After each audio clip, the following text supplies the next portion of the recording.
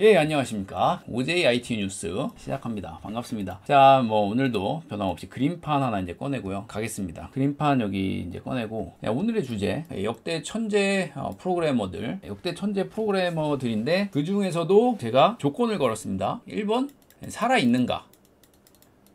있는가?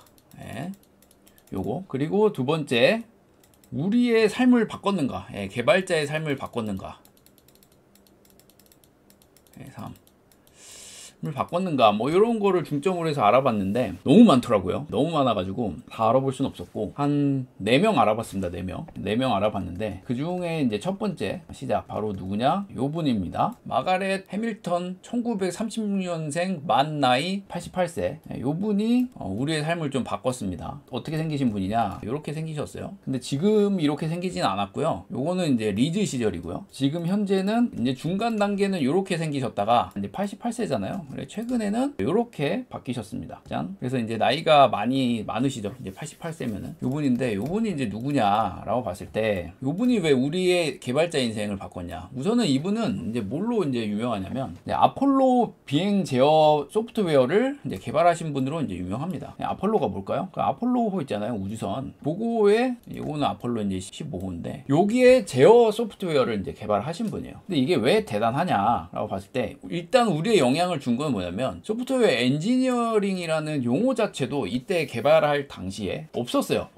그러니까 소프트웨어라는 어떤 개념 자체도 모호하던 시절이에요. 물론 이제 이분이 어셈블리어로 이제 개발을 하긴 했지만 이런 어떤 개념이 정확하지 않았던 이 시절에 그 개념을 이제 창조하셨습니다. 그래서 요 시절은 어떤 시절이었냐면은 C 언어도 없었고요. 소프트웨어 개념조차도 이제 불분명할 때였고 그리고 이 컴퓨터는 어떻게 만들었냐면은 구리선을 막 코일로 엮어가지고 컴퓨터를 만들던 시절이었어요. 그 시절에 이분이 아폴로 가이던스 컴퓨터에 이제 소프트웨어를 이제 이분이 이제 개발을 해가지고 넣으셨는데 이 컴퓨터는 이제 한 32kg 정도 했다고 해요. 이게 이제 아폴로호에 이제 들어간 건데 메모리 용량은 2MB 정도였습니다. 그래서 여기에다가 우주선 제어하는 시스템을 다 넣은 거죠. 그래서 실제로 우주선이 달에 도착을 했고 잘 동작을 했어요. 그래서 이분이 어머니였습니다. 어머니였는데 아이를 돌보면서 이제 코딩을 하셨던 분이에요. 그래서 실제로 여기서 이제 작성한 코드는 기터브에 공개되어 있어요. 어셈블리어로 공개되어 있습니다. 공개되어 있어요. 어셈블리어로. 그래서 이 코드를 보고 싶으시면 여기로 가시면 됩니다. 여기 가면은 실제로 존재를 해요. 그래서 한번 가볼까요? 가보면 여기 주소를 한번 쳐서 가보잖아요. 아폴로 11호 때 들어간 소스입니다. 아폴로 11호. 그래서 여기 보면은 실제로 들어가 보면 AGC 이런 코드가 있는데 이걸 눌러보면 이런 식으로 이건 다 주석이네요. 다 주석인데 이런 식으로 되어 있다고 해요. 저도 잘 정확히 모르겠습니다. 이런 식으로 코드가 돼 있어요. 어셈블리어로 이제 작성이 되어 있고요. 그래서 이 코드가 아폴로 11호에 이제 들어갔다라는 걸 이제 볼 수가 있고요. 그래서 이분이 우리의 삶을 바꿨다라고 볼 수 있는 개념은 아까 얘기했듯이 이제 엔지니어링, 소프트웨어 엔지니어링이라는 개념을 넣으셨고 그리고 실제로적으로 어떻게 그 개념을 넣어서 이제 코딩을 했다라고 볼 수가 있어요. 그래서 이분으로 인해서 이제 어떤 파생된 개념들이 우리 개발자의 삶에 실질적으로 영향을 줬다라고 볼 수가 있고요. 그 다음에 이제 좀 일화가 있는데 여기서도 이제 좀 배울 게 있어요. 이분이 이제 딸을 키웠는데 딸이 있다고 쳐요. 근데 요 당시에 이제 나사에서 일을 했는데 요 직장에 이 딸을 데려온 거예요. 데려와가지고 요 마가렛 해밀턴 님이 만든 그 우주선 시뮬레이터를 가지고 이제 놀고 있는데 이때 딸이 이 마가렛 씨가 이제 시뮬레이터를 만들었는데 요거를 가지고 이제 딸이랑 막 놀고 있었어요. 놀고 있었는데 해밀턴 님이 마가렛이라 불러야 되나요? 해밀턴이라고 불러야 되나요? 하여튼 마가렛이라고 할게요. 마가렛 요 분이 이제 어떤 시퀀스대로 코딩을 해놨잖아요. 그리고 이렇게 우주 비행사가 이제 동작을 할 거다라고 예상을 했는데 우리가 어릴 때 보면은 선풍기 만들어 놓으면은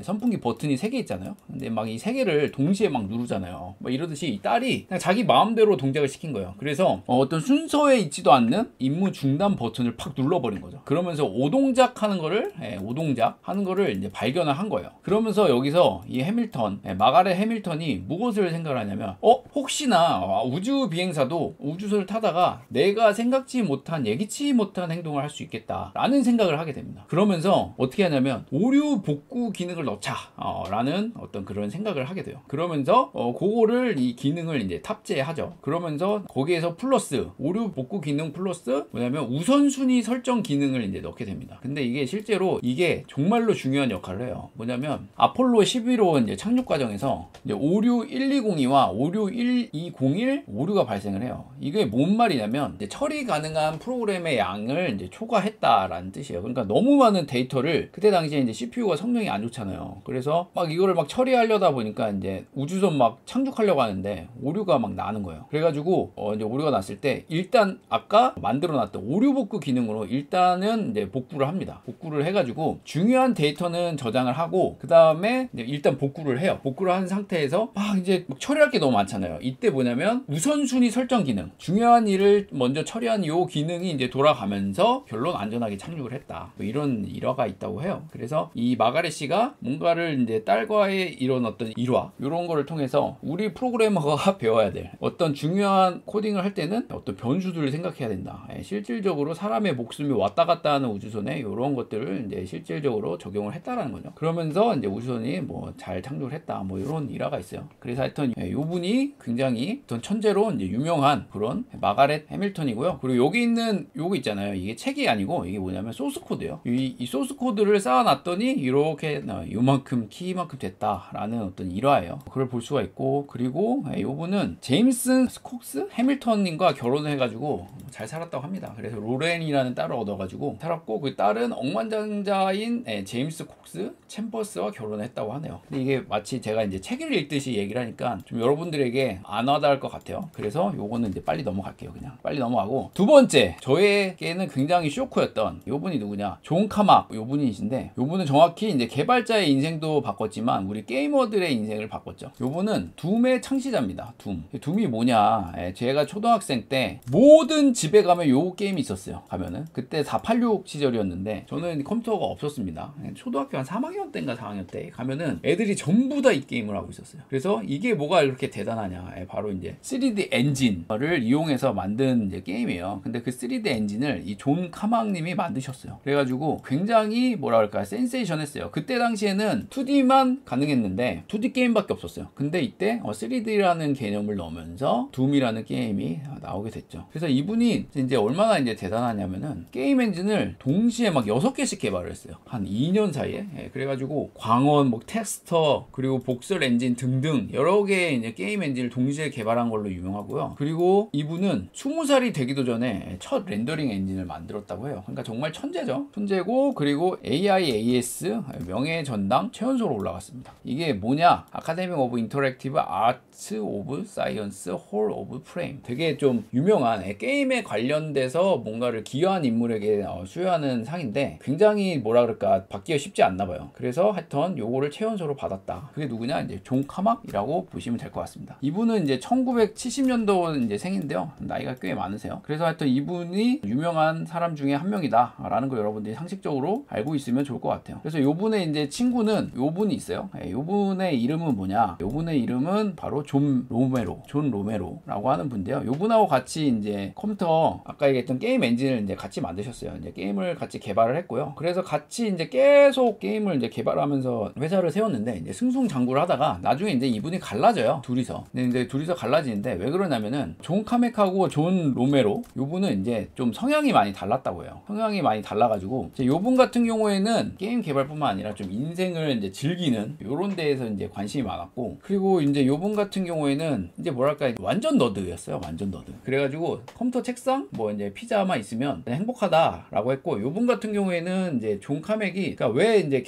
게임 개발자들에게 특히 영향을 많이 줬냐면, 이 3D 개발 있잖아요. 이 게임 엔진을 그냥 오픈소스로 오픈해 버립니다. 오픈을 하고 실질적으로 이제 뭐 이거를 개발하고 이거를 이제 상용화할 때는 돈을 받지만 그 외에 연구하거나 이런 거에 대해서는 이제 과감하게 소스 코드로 오픈해 버려요. 그러면서 실질적으로 게임계에 엄청난 막대한 영향을 줘요. 그리고 3D 엔진 하면은 이분을 이제 빼놓을 수 없게끔 되죠. 그래서 뭐 좀 사진을 보면 뭐 이런 시절도 있었고요. 그래서 이제 둘이 이제 친구예요. 요분하고 친구고, 실질적으로 이 두 분이서 미친 듯이 일을 하죠. 그래서 요분 같은 경우에는 좀 약간 범죄자 범죄자입니다. 범죄 이력이 있는데 두 번의 범죄 이력이 있어요. 초등학교 때인가 이제 애플2로 이제 코딩을 이제 시작을 하긴 했는데 그 당시에는 이제 프로그래머가 약간 딴따라였대요. 딴따라. 그래가지고 부모는 요 존 카맥이 별로 코딩을 하는 걸 원하지 않으셨어요. 원하지 않아가지고 나 프로그래머요 할게요 했을 때 일부러 컴퓨터를 안 사주셨대요. 그래가지고 안 되겠다, 내가 컴퓨터를 구해와야겠다 해가지고 이분이 이제 폭탄을 제조를 하십니다. 그래가지고 존 카맥이 폭탄을 제조해가지고 컴퓨터 가게로 가요. 그래가지고 이제 그 폭탄을 통해서 컴퓨터 가게 문을 부셔버려요. 그러니까 애플2 컴퓨터 훔치려고 이제 부수는데 그때 경찰이 바로 와가지고 잡혀버려요. 존 카맥이 잡혀가지고 소년원에 들어가게 됩니다. 그러면서 1년 동안 복역을 하게 된다고 하네요. 그리고 난 다음에 고등학생 때 컴퓨터실에 또 이제 난입을 해가지고 컴퓨터를 뭐 훔치려고 한 것 같아요. 그래서 또 걸려가지고 또 범죄자가 돼요. 두 번의 이제 범죄를 하게 되는 그런 일들을 이분이 이제 벌였어요. 근데 제 친구 중에서도 어렸을 때 초등학교 때 폭탄을 만들던 친구가 있거든요. 근데 그 친구가 나사 들어갔다고 하던데 어렸을 때 천재들은 폭탄을 만드는 어떤 공통점이 있나 봐요. 그래가지고 그 친구도 폭탄 만들어서 자기 집 화장실을 폭파시켜가지고 할머니한테 등짝을 맞았다라는 얘기를 들었는데 그런 일이 있었다고 해요. 하여튼 존 카맥도 폭탄을 만들어서 컴퓨터를 훔치려다가 걸렸다고 합니다. 하여튼 그래가지고 그 외에 이제 알바를 막 해서 돈을 벌고 살고 그리고 이제 대학도 들어갔는데 대학교에서 뭔가 교수들이 가르쳐주는 이런 것들이 별로 도움이 안 된다라고 이제 생각을 해가지고 그만두고 이제 게임 개발을 이제 했다고 해요. 그래서 이제 우리가 알고 있는 둠 개발 뭐 이런 걸 한 겁니다. 그래서 요즘에 요분이 이제 최근에 뭐 하냐, 가장 이제 노출된 최근 사진이 요건데 VR 쪽으로 이제 계속 개발을 하다가 요즘에는 VR 안 하고요 AI 쪽으로 넘어갔다고 합니다. 그래서 AI 관련된 일을 하고 있다라고 이제 최근 정보를 전해 들었습니다. 그 다음으로 이제 우리 개발자의 인생을 좀 바꾼, 근데 제가 이제 좀 솔직하게 고백을 하면은 사실 제가 이거 조사를 할 때 개발자의 인생을 바꾼 그런 개발자를 조사한 게 아니고요, 유명한 프로그래머 그리고 누구나 다 알만한 프로그래머가 누가 있을까라고 이제 조사를 했고, 그리고 이제 그 사람들이 어떤 삶을 살아왔을까라는 거를 좀 조사를 하기 시작했어요. 왜냐면 그냥 제가 궁금했어요. 제가 남들한테 별로 관심이 없거든요. 제임스 아서 고슬링 이런 사람 같은 경우에도 사실 제가 잘 몰랐어요. 근데 제가 이제 자바 강의하면서 이 사람이 만들었구나 이제 조사를 했거든요. 그러면서 한번 조사를 해보자 이렇게 하고 이제 조사를 하는데, 그 다음에 제가 이제 유튜브로 올리려고 하니까 좀 이제 썸네일 제목이 좀 아무래도 이목을 이끌어야 되니까, 그래서 그때 이제 제목이 이렇게 정했어요. 그래서 좀 어거지인 게 있다라는 거를 솔직하게 고백을 할게요. 고백을 하고, 아무튼 그래서 근데 이 사람들이 우리 개발자의 삶을 바꾼 건 맞다. 특히 제임스 아서 고슬링 같은 경우에는 우리 개발자들의 인생을 많이 바꿨죠. 왜? 자바를 개발하신 분이에요. 자바를 개발하신 분이고, 이분은 어떻게 생겼냐, 이렇게 생겼어요. 근데 이분은 머리가 없어요. 대머리신데 이분 같은 경우에는 이제 자바를 개발하셨고, 그래서 이 자바가 어마어마하죠. 영향력이 실질적으로 어마어마하고, 아직도 자바를 통해서 개발되는 것도 많고, 그리고 자바를 통해서 파생된 언어도 굉장히 많습니다. 제가 이제 요즘에 타입스크립트로 이제 코딩을 하는데, 타입스크립트도 제가 조사는 안 해봤는데 자바 영향을 받은 것 같아요. 되게 닮은 게 많아요. 그리고 뭐 코틀린도 그렇고, 실질적으로 굉장히 이제 언어에 영향을 많이 줬다라고 저는 개인적으로 평가를 해요. 이 자바는 어디서 따왔냐? 자바 섬이라는 섬이 있어요. 커피를 이제 재배하기로 유명한 섬인데 거기서 따왔다고 합니다. 그래서 자바 언어가 따왔고요. 그리고 이 자바는 실질적으로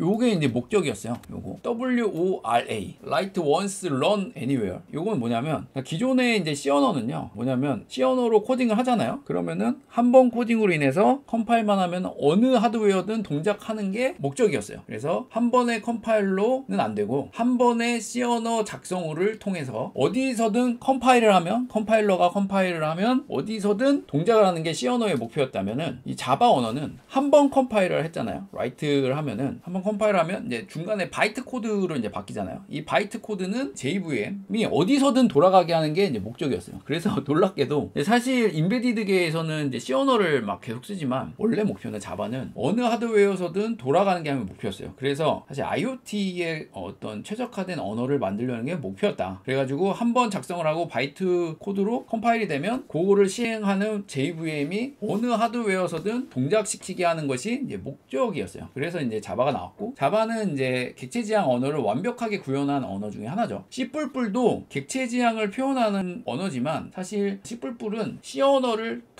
품기 때문에 완벽한 객체 지향 언어라고 보기에는 좀 모호한 부분이 있어요. 절차 지향적인 요소가 있죠. 물론 자바도 절차 지향 개념을 완벽히 빼고 설명할 수는 없지만, 아무튼 자바가 이제 객체 지향 개념을 확실히 넣은 언어인 건 맞다라고 봐요. 그래서 요거는 이제 자바를 개발할 때 이 아서 고슬링 님이 낚시 중에 아이디어가 떠올랐다고 합니다. 그리고 첫 시연은 원래 이 자바가 메인 프로젝트는 아니었대요. 메인 프로젝트는 아니고 사이드 프로젝트로 하고 있었는데 요거를 이제 회사 동료들한테 시연을 짜자잔 했다라고 해요. 그러면서 처음에 이제 모티브가 시작이 됐고요. 다 아시죠? 자바를 그래서 이제 개발을 했다. 그래서 이분이 우리 개발자의 삶을 바꾼 건 맞죠. 굉장히 큰 도움을 줬죠. 그래서 요분은 썬 마이크로 시스템즈에서 일하셨어요. 그래서 저 같은 경우에는 처음에 자바를 다운받을 때 이 썬 마이크로 시스템즈 홈페이지에 가서 다운을 받았습니다. 근데 지금은 이제 오라클에 흡수가 됐죠. 오라클. 그래서 지금은 다운받으려고 그러면 오라클에서 다운받아야 되고, 심지어 이제 자바 실행하는 런타임 JVM이 유료화가 됐죠. 근데 무료 JVM도 있습니다. 그래서 이제 쓸 수는 있어요. 쓸 수는 있는데 아무튼 유료화가 되긴 됐다. 그래서 이제 고슬링은요, 이제 오라클에서 CTO로 일하시다가 2010년도에 4월 9일날 떠났습니다. 오라클 떠나고요. 그 다음에 어디로 갔냐? 그 다음에 이제 유명한 구글에 들어갔습니다.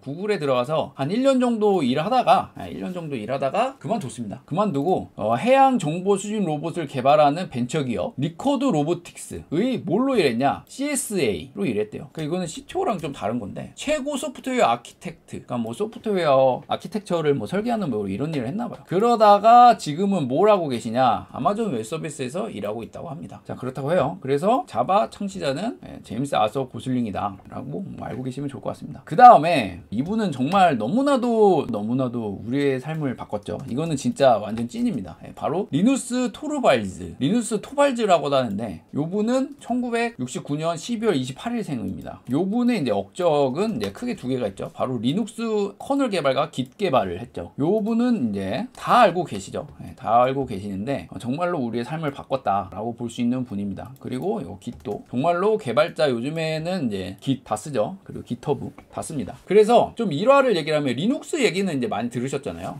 리눅스 얘기는 많이 들으셨으니까 좀 이따 얘기하고, 깃에 대해서 좀 얘기를 하면은, 깃 개발을 왜 했냐? 처음에 이제 깃 개발하는 이유가, 그러니까 리눅스를 개발할 때 그 소스 코드 관리를 뭘로 했냐면 바로 빗키퍼라는 걸로 이제 관리를 했다고 합니다. 빗키퍼. 근데 이게 유료예요. 유료인데 요거 유료로 하는데 리눅스 프로젝트가 무료 프로젝트잖아요. 그래서 무료 라이센스를 이 깃키퍼가 줬다고 해요. 그래서 이제 무료로 쓰고 있었는데, 이제 무료 라이센스 관련돼서 막 이제 갈등이 생긴 거예요. 뭐 싸웠겠죠. 싸웠던 것 같아요. 그리고 실제로 리누스 토르발스님이 굉장히 거칠다고 합니다. 요분이 리누스 토발즈예요. 그래서 요분이 깃을 개발했는데, 근데 어떻게 개발했냐? 깃키퍼를 쓰다가 이제 싸웠어요. 싸워가지고 열받아가지고 깃을 만들었다고 합니다. 근데 놀라운 게 뭐냐면 2주 만에 깃의 핵심 기능을 다 개발했대요. 그게 놀랍죠. 2주 만에 핵심 기능을 다 개발했다라는 거고, 깃의 뜻은 요거래요. 그다지 상냥하지 않다. 멍청이, 별로 좋지 않은 사람. 그래서 약간 이제 비꼰 건데, 이분이 실질적으로 뭐 메일을 보내거나 이럴 때 좀 되게 거친 언어를 쓰는 경우가 있다고 해요. 그래서 하여튼 어느 한 분야에 있으면은 성격이 괴팍한 경우도 이제 많은데, 그런 경우가 많죠. 근데 그런 사람들이 다 보면은 시간이 지나면서 온유해져요. 다들 보면. 아무튼 그래서 이분이 깃을 2주 만에 핵심 기능을 개발했다고 해요. 그런데 깃의 실제 약자는 요겁니다. 글로벌 인포메이션 트래커. 트래킹할 때 쓰는 툴이라고 해서 트래커라는 어떤 뜻이고요. 그리고 여러분들 착각하시면 안 될 게, 깃하고 깃허브는 다른 거죠. 깃허브는 다른 사람이 이제 개발했고요. 그 개발자들이 지금 마이크로소프트에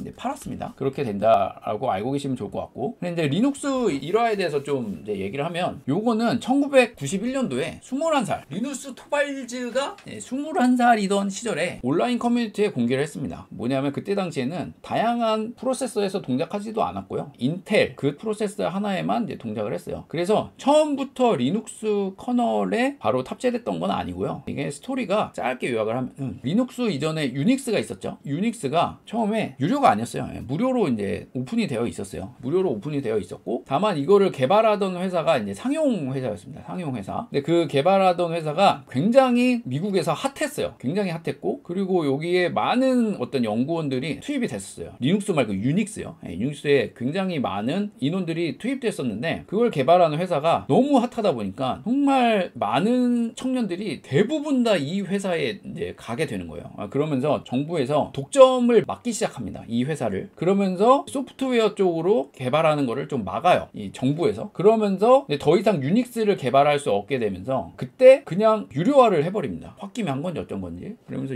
유료화를 해버리고 이제 막 다양한 유닉스 버전이 막 생겨요. 그러면서 이제 문제가 된다. 그러면서 유닉스를 통합시키는 작업을 하는데 그게 POSIX라는 어떤 표준이 생겨요. 이제 또 무슨 일이 일어나냐면은 유닉스와 비슷한 어떤 또 다른 운영체제가 나오는데 거기 코어를 개발한 사람이 전에 아까 얘기했던 유명한 그 회사 있잖아요. 그 회사 유닉스 만든 회사 거기와 연관이 돼 있는 거예요. 그래서 소송을 걸어요. 그 회사에서 소송을 걸면서 야 커널 야 너네가 개발할 때 너의 핵심 인력이었잖아. 그럼 우리 기술을 뺀 거잖아 라고 얘기를 하면서 그 거기에서 이제 무료 유닉스 지금 얘기하는 큰 회사에서 만든 유닉스 말고 무료 유닉스를 개발하는 회사에서 소송이 걸려가지고 더 이상 개발하지 못하게 돼요. 그러면서 커널을 또 못 쓰게 돼요. 어떤 모티브를 삼아서 만들었던 그 커널을 못 쓰게 되면서 개발에 이제 문제가 돼요. 하여튼 그래가지고 이제 그 단체가 뭐냐면 GNU예요. GNU에서 이제 리눅스를 그때 당시에 이름이 리눅스가 아니었죠. 아무튼 운영체제를 개발하는데 커널이 없다 보니까 커널 소스를 이제 소송이 걸려서 못 쓰게 되다 보니까 이제 딱 브레이크가 걸려요. 그러면서 그때 채택되는 게 뭐냐면 바로 이제 토발즈 형님이 만든 리눅스 커널 소스를 가져다 쓰게 돼요. 그때 당시에 이름이 리눅스는 아니었어요. 아무튼 그래서 이거 그거를 GNU에서 채택하면서 같이 오픈 소스로 오픈하고 여러 사람들이 개발하면서 그 리눅스 토발즈가 개발한 커널이니까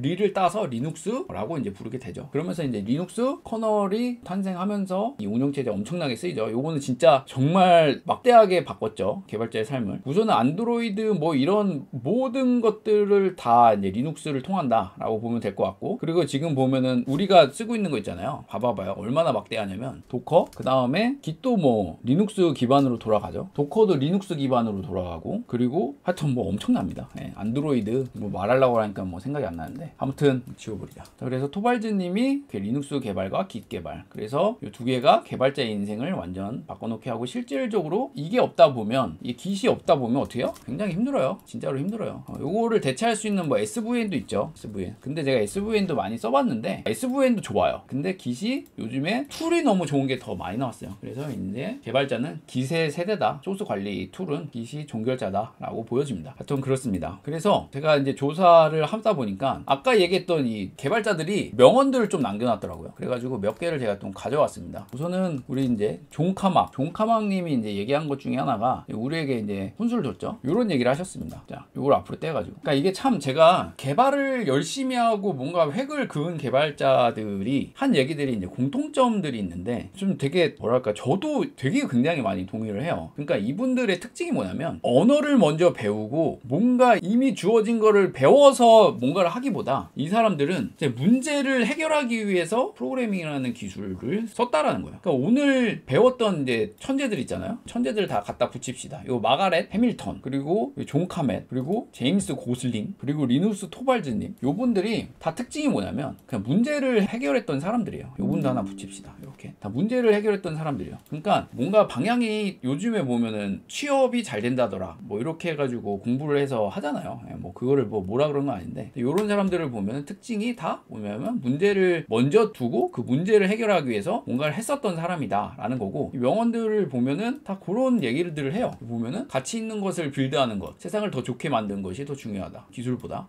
라는 이분이 요런 얘기를 했고요. 그리고 제임스 아서 고슬링이 한 말은 요게 있습니다. 리스크를 두려워하지 말아라. 똑똑하게 일하라는 것에 동의하지 않는다. 실패해도 된다. 윤리적으로 옳은 선택을 해라. 그러니까 많은 사람들이 일을 할 때 멍청하게 일하지 말고 똑똑하게 일하라 라고 하는데 그러니까 이분이 하고 싶은 말은 뭐냐면 똑똑하게 일을 하지 말라는 것 자체가 아니라 너무 똑똑하게 일하려고 해서 뭔가 이제 실수나 실패를 아예 안 하려고 하는 게 더 문제다라고 이분이 얘기를 하시더라고요. 그래서 저도 되게 많이 동의를 합니다. 제가 이제 실질적으로 이제 사업을 하거나 이랬을 때 보면은 좀 알았으면 실수하지 않았을 것들 이런 것들이 많이 있어요. 실질적으로 많은 실수를 해요. 제가 그런데 그것도 뭔가 시도를 했기 때문에 배우지 않았나라는 생각을 해요. 그래서 이분도 보면은 실질적으로 자바를 만들고 이러기 전까지 굉장히 많은 실패를 했다라고 합니다. 그래서 이분은 이제 과감히 도전을 해라. 그리고 또 하나 얘기를 하는 게 제가 정말 중요하게 생각하는 게 프로그래머도 윤리가 굉장히 중요하다라고 봐요. 실질적으로 개발자가 마음을 먹고 악하게 굴라 그러면 진짜 많은 악한 행동을 할 수가 있거든요. 근데 거기에 보면은 그거를 윤리적으로 막는 거는 그거는 이제 본인의 어떤 선택이잖아요. 그래서 윤리적으로 옳은 선택을 해라 라는 얘기를 이분이 하셨습니다. 그리고 오늘 배우지 않는 씨뿔뿔 창시자님이 개발자라면은 적어도 5개의 언어를 해라 라는 얘기를 하셨어요, 이분이. 그래서 이걸 왜 이런 말을 했냐면, 그러니까 이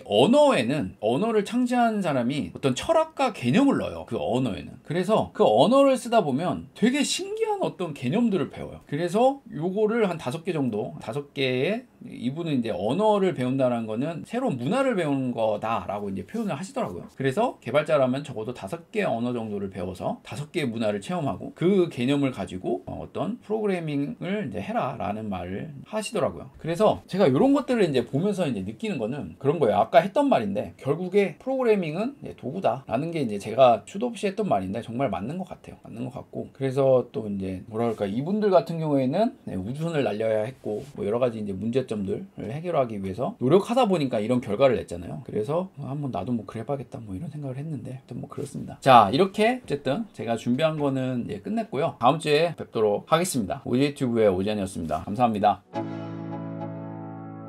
Let's go. Yeah. I'm like an addict, do I gotta have it. I ain't even playing, got a really bad habit. If it moves, gotta grab it. Fuse